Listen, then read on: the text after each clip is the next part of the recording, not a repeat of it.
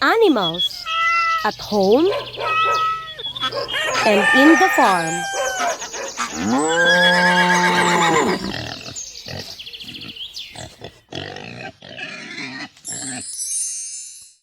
My pet dog. I have a pet dog. It says arf arf when he sees me. I love my dog very much. He makes me happy. Pet animals. Pet or companion animal is an animal kept primarily for a person's company or entertainment rather than a working animal. Just like dog. It says arf arf. Cat. Cat says meow meow. Rabbit. Bird that says tweet tweet. And fish inside a fishbowl or aquarium. Farm animals are animals raised or kept primarily for consumption, to generate income and to help with some farm operations.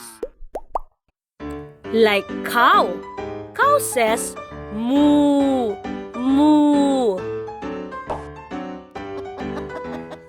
Chicken.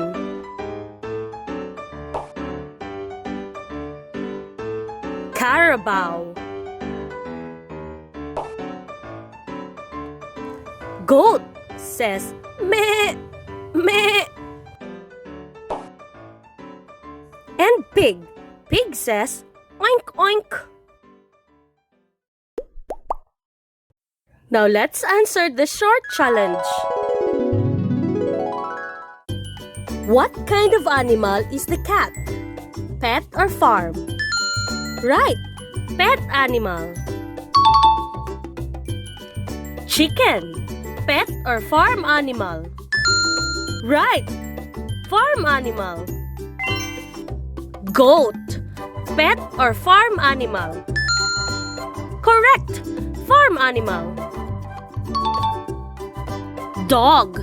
Pet or farm animal? Correct, pet animal.